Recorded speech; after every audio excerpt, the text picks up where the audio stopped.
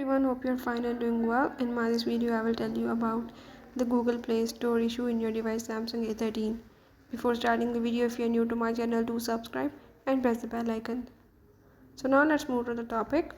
If in your device A13 you are having any issue related to the Play Store, like your Play Store is not downloading the apps or any other such issue, you can solve this by the method as I'm showing in my this video.